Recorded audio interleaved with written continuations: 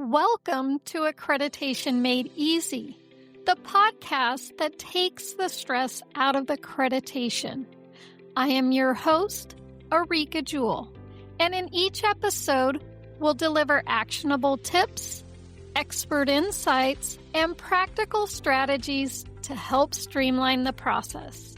And of course, make your work life a little easier.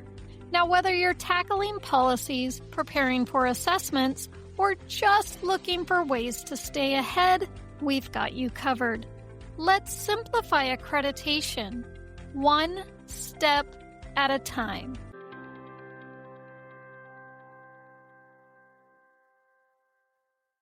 Hey, if you've ever sat down to write or revise a policy and felt completely overwhelmed or unsure of where to start, then this episode is going to be a game changer.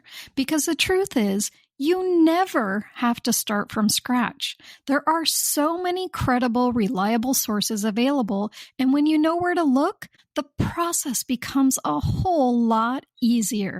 Hey there, friends. Welcome back to another episode of Accreditation Made Easy. I am your host, Areaka Jewell, and today we're digging into something very important but often overlooked parts of accreditation work. It's policy research. Now let's jump in. Why policy research matters. Before you ever start typing policy language, you should already know what the accreditation standard requires, also what the law requires, and how similar agencies to yours are handling the issue. Now, what I see way too often is agencies writing policies in isolation, or worse, just copy them straight from an old version of their own manual without ever verifying accuracy. That leads to outdated practices. It's going to also cause compliance issues, and documents don't reflect what really happens operationally. Now, good research keeps you aligned with accreditation standards, legal requirements, risk management priorities, and real-world workflow. So let's talk about the places you should be looking. Again, I say you should start with the standards. Always begin with your accreditation standards. They outline the must-haves, and they often give you direct insight into what needs to be addressed in a policy or procedure. Now, if you build your policy around the intent and the requirements of the standard, you're already on the right track.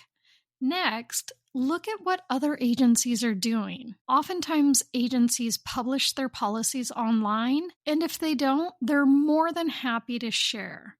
These can provide structure, terminology, and operational approaches that are widely accepted across the profession. What else? There's model policies. Think of things like IACP or American Jail Association. These things also give a solid foundation from which to build from. If you're a Florida agency, you have two incredibly valuable resources, two big powerhouses right at your fingertips. First is the Florida PAC website. This isn't a hub, but it's a site where accredited agencies routinely post their policies, they share documents, and they ask for peer review. It's more of a collaborative, practical, and it has lots of examples used by agencies just like yours. The next one is the Florida Sheriff's Risk Management Fund. This one is a content hub, but it is a gold mine specifically for sheriff's offices in Florida. It's a repository of actual policies from accredited sheriff's offices across the state, ones that elect to share it in the Content Hub. They're not templates, they're not theory, they are actual working policies. It helps the agency align their policies with the accreditation standards, but also with operational practices that reflect how Florida agencies really function. If you're not using both of these regularly, you're really missing out. The next one is you should be consulting legal and administrative sources. I mean, things like local, state, or federal laws, maybe case law, local charters or ordinances. Also think about collective bargaining agreements, consent decrees, or court orders.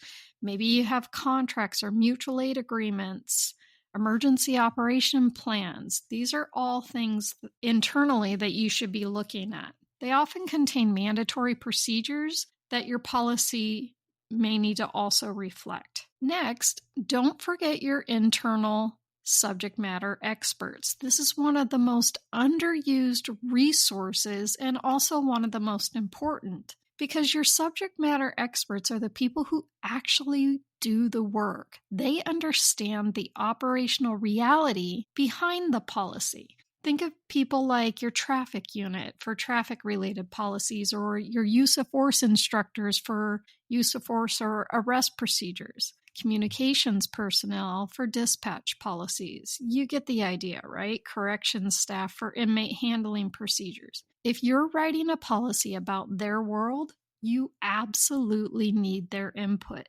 They're the ones that are going to catch gaps, clarify workflow, and they protect you from writing something that sounds too good on paper but doesn't work in practice. Now let's talk about why research matters. When you do your research up front, you end up with a stronger legal foundation, policies that are aligned with accreditation requirements, best practice examples, a clearer starting point, and less stress and far less rewriting. And your final product, it's going to work in the day-to-day operations. That's when policy development becomes easier, cleaner, and more defensible. So in closing, policy research doesn't have to be complicated, but it does need to be intentional. So again, use the standards, use model policies, and if you're in Florida, use your Florida-specific resources if you have them.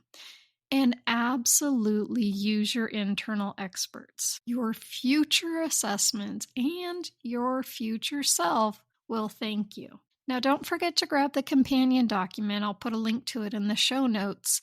Or if you subscribe to my Accreditation Academy Content Hub, it'll be under the helpful tips and then in the Getting Started folder. But if you're not already signed up to receive my free helpful tips, you can do so at accreditationacademy.net/sign up. Now, friends, thanks for listening. And until next time, let's keep making accreditation easy, one step at a time.